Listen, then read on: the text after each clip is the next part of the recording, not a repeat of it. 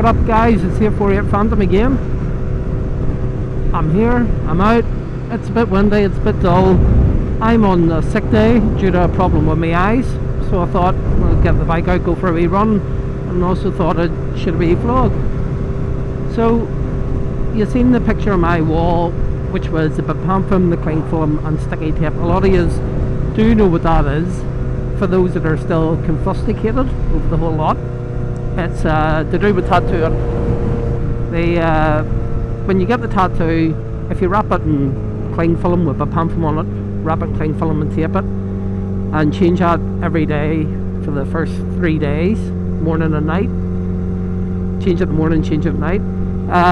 You get a drastic reduction in scabbing of your tattoo, and it stops you getting out white spots from scabs that bleed if you do very active work like I do.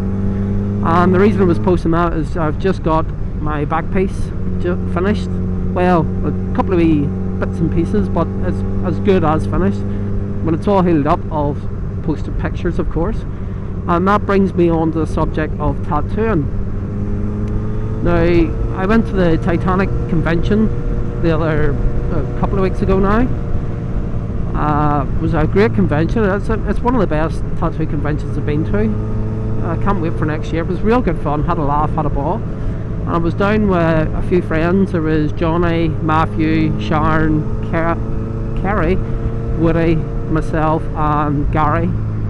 So we're all down enjoying the day's crack. Come about 4:30 or 5 o'clock, decided to go home. And Kerry, she's a sufferer of MS. So a lot of times she can walk about, she's fine, and then now and again her legs start to seize up if she's walked any distance or been on her feet most of the day, so she has to have a wee rest. On the way back from the tattoo convention, Kerry's legs were getting sore, so we were standing up. We thought, right, we'll walk up towards the Odyssey, there's benches, she can have a sit down.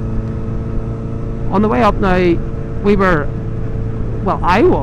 was acting like not the rest of them, as in posing for photos. There was like a Charlie Chaplin and Dockers like cutouts of metal, so it was like sort of hanging off them, getting an old photo. And then I was over to the side of it and I looked at the state of the water, and somebody says, don't jump, don't jump, and I went, right.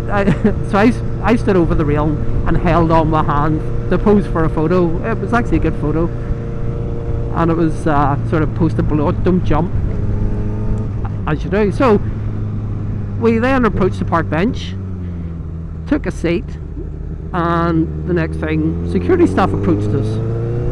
So I thought, right, they're probably going to say something about me acting an idiot. And I says, is this about me acting an idiot? And they went, no, you were seen on CCTV consuming alcohol. And I was at that point, I was like, you what? We didn't even have bottles. Well, I didn't have a bottle of water, let alone a bottle of alcohol in my hand. I had nothing in my hand, not even my phone, which is rare for me. But no, they were insistent that we consumed alcohol and were seen consuming alcohol. One of the boys, he says, oh, would this be alcohol? And in his pocket he had a bottle of iced tea, and he went, there's iced tea. He says, would that there be alcohol? I'm like, no, you were seen, you were consuming alcohol. And we're like, where's the alcohol? So I opened up my coat. I says, look, check my coat, show me where the drink is. You know, we haven't been drinking, we haven't been consuming alcohol. And he just says, listen, on your way. And I says, well, we're not allowed to sit here. No, you've been seen on camera, you were caught on camera. And then he got on the walkie-talkie and he turns around and points at me, you were seen consuming alcohol. And I was like, you're taking the piss here, mate. And Woody then says, like, we're only resting because Kerry now, she has MS, and pointed at the walking stick and says, that's the only reason we're sitting here, she's having a rest. And he went, I don't care, on your way, off yous go. So she, by this stage, she was finding it very hard walking. She was limping and had the stick. So to save arguments, we got up and moved along. And as we were walking on to the next bench, me being me, I was raging, I was absolutely fuming. But we were on our way to catch a train, so I pulled the camera phone out and recorded myself and says, this is what's just happened. Posted it on Facebook with my friends, and they started sharing it and sharing it and sharing it, and it sort of started spreading fast, and it seemed that everybody had the same sort of anger. They could see the point that I was coming through. I just wanted to prove to myself it wasn't me being unreasonable to say, you know, can we not stop and let her have a rest? So we were then contacted by a couple of people, contacted by a guy from the BBC, and unfortunately Facebook put his message in the spam folder, so I didn't actually see it until last week, which I wish I had seen it then, because then we could have got more coverage and even find out if they're willing to offer an apology. And we also had another girl from the Irish News contact us, and she did contact the security staff, and she says the security staff never mentioned alcohol and never said anything about that they asked us to move along because we were messing about and climbing over the railings. And it was like, so now they've changed their story. They're trying to say there was no mention of alcohol, not to mention there was that, all them names I gave you earlier on, that's all the people that were there with us. They were there, they all heard the same, and take us into rooms and get us to give our statements will all be the same thing, because we all know what we heard. They're just trying to cover their ass, because they're saying all of a sudden they were being assholes, to put it bluntly, and now there was being an internet backlash against it.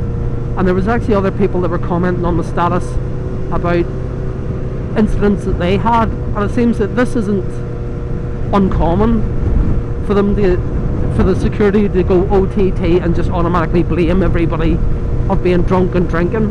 It seems to be the norm for them. Like, I work in Antrim Hospital. I'm not an idiot. I'm not an asshole. I don't go out and be a and get drunk and drink on the street, because if I'm out acting a tit on the street, drinking on the street, and I get arrested for that, that's going to get back to my employers and I risk my job. So that's not me. I don't drink and drive.